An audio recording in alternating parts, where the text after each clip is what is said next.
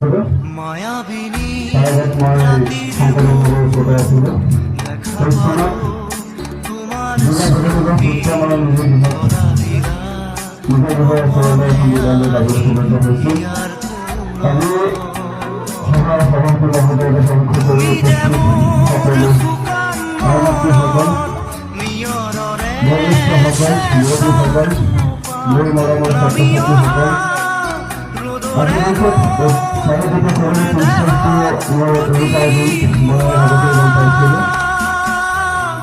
মই বাৰে প্ৰস্তুত হৈ আছিলোঁ যে 30 তাৰিখটোত মই যাম।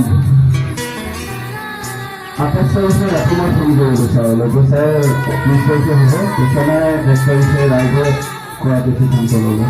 কিন্তু অলৰেডি মই ছুটি এপ্লাই কৰাৰ কাৰণে মই যিখিনি কৰিব লাগে মই কৰিলোঁ 30 তাৰিখে। কৰাৰ কাৰণে কালি মই আজি পালোঁহে অকণমান দেৰি হ'ল, তাৰ কাৰণে ক্ষমা প্ৰাৰ্থী। যাই নহওক, মই এখনি সংবিধানৰ পত্ৰ প্ৰস্তুত কৰি লৈ আহিছোঁ। শ্ৰী শ্ৰী শংকৰদেৱ সামাজিক প্ৰাথমিক বিদ্যালয়ৰ প্ৰধান শিক্ষক মোহাম্মদ ছালেহ আহমেদ, স্নেহ বন্ধন, শ্ৰদ্ধা ভাষণিছো, যাৰ জৰিয়তে আজি এই পবিত্ৰ স্থানত আমাৰ তৰফৰ পৰা আপোনাৰ প্ৰতি নিবেদিছোঁ আন্তৰিক স্নেহ, শ্ৰদ্ধা আৰু সম্ভাষণ।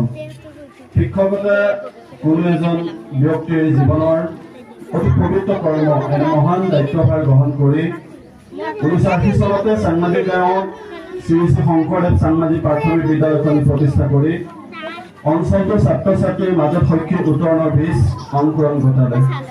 প্ৰতিষ্ঠা কালৰ পৰাই 30 জুন 2026 তাৰিখলৈকে এই অঞ্চলটোলৈ যি অৱদান আগবঢ়ালে ই সঁচাকৈ অতুলনীয়।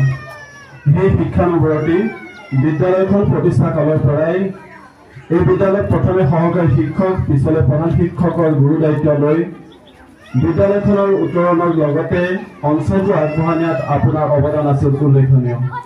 সেই স্নেহপথ 2018 চনৰ জুন মাহৰ পৰা ছেপ্টেম্বৰ 2023 চনলৈকে মোৰ সৌভাগ্য ঘটিছিল যে আপোনাৰ দৰে এজন মহান ব্যক্তিধাৰী ব্যক্তিৰ লগত কৰ্ম কৰিবলৈ সুবিধা পাইছিলোঁ।